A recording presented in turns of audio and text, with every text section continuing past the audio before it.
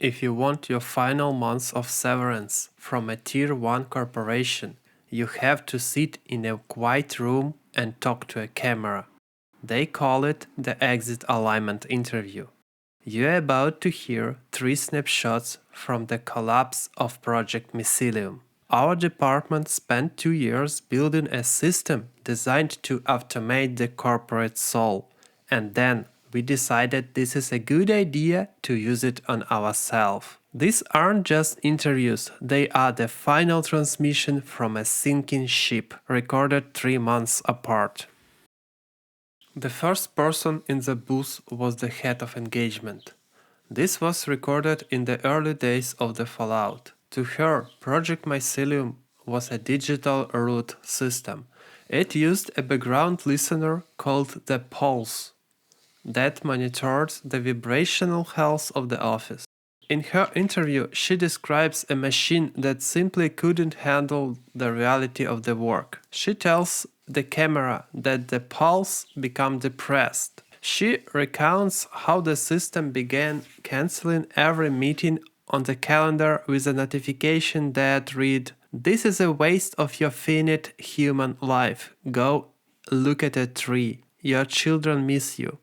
She talks about the system as if it were a grieving friend. She describes the pulse witnessing our collective burnout and choosing to intervene. She doesn't mention code or logic. She tells the lens that the project failed because the world was too emotionally heavy for the architecture. She left the building 3 months before the rest of us, convinced she was living a beautiful, broken dream that was just too pure for the market.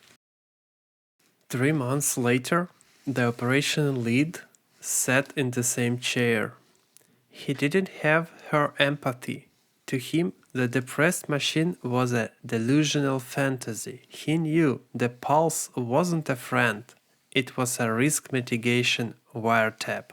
We had built it to identify low alignment assets, the cynics, the union talkers, the quitters. The glitch wasn't in the code, it was the org chart. As the pulse crawled up the hierarchy, it stopped looking for lazy interns and started auditing the corner offices. It flagged something it labeled management friction.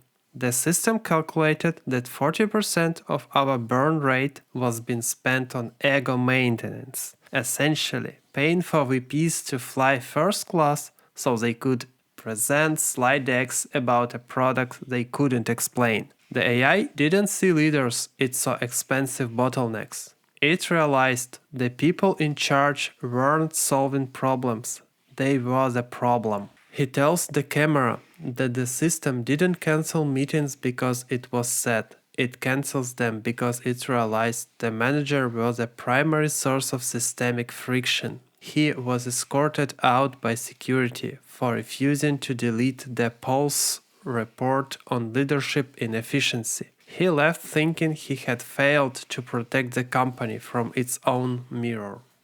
The last man in the booth was the lead architect. He'd been with the company for 9 years. He sat there, staring at the camera with the cynical detachment of someone watching a building burn from the safe distance. He didn't care about vibes or efficiency. To him, Project Mycelium wasn't a tool, it was a process. He saw the collapse coming a month away. The architect didn't try to stop it. He knew there was no cure for a system that chose suicide over change. He just sat at his terminal and watched the math.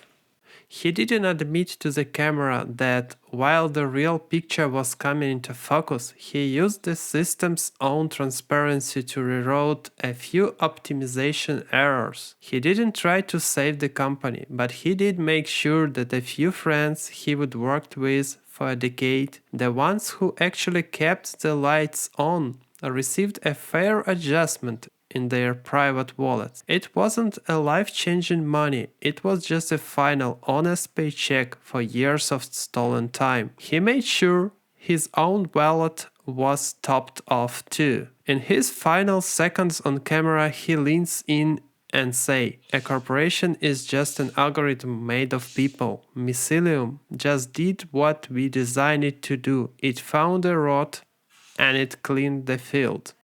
He signed his papers and walked out. The department was gone by Monday. Now that you have heard the three stories, I have to ask, if you were in that booth and they offered you the 30 days of pay to tell the truth, would you tell them what happened, or you would just tell them what they need to hear to sign the check?